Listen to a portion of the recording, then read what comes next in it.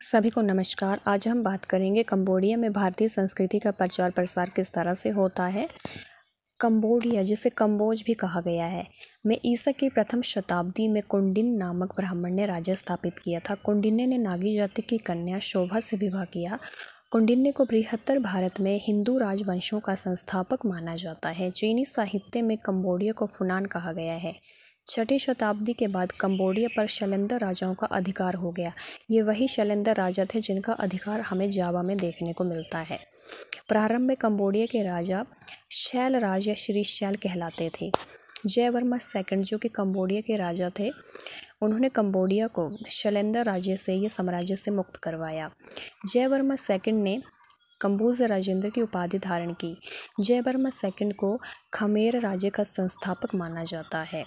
Jayavarma second ने Cambodia में देवराज संप्रदाय की स्थापना की। 9वीं सेंचुरी के प्रारंभ में जयवर्मा के वंश के काल में कंबोडिया में संस्कृत भाषा, दर्शन, साहित्य, गणित, ज्योतिष आदि का प्रसार देखने को मिलता है। जयवर्मा तृतीय की तुलना पाणिनि से की जाती है। उसने पतंजलि के महाभाष्य पर टीका भी लिखी थी, इसलिए जो है पाणिनि से उसकी तुलना की जाती है। साथ ही जो है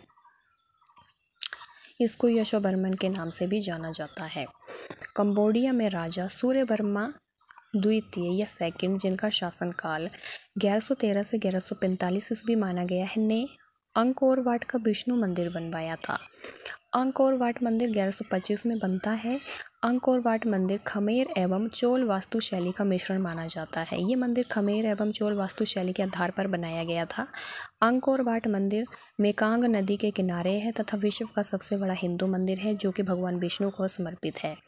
जयवर्मा सप्तम ने अंगकोरथोम नामक एक और वैष्णो मंदिर बनवाया तथा कंबोडिया में हमें कई नगरों के नाम भारतीय नगरों के समान मिलते हैं, जैसे कि तामरपुर, आढेपुर, विक्रमपुर, तथा यहाँ के मंदिरों में हमें भारतीय देवी देवताओं की जानकारी मिलती है, उनकी उपासना की जानकारी मिलती है, जैसे कि शिव, विष्णु, सरस्वती, लक्ष्मी, गणेश, ब्रह्मा आदि की उपासना यहाँ पर प्रचलित थी।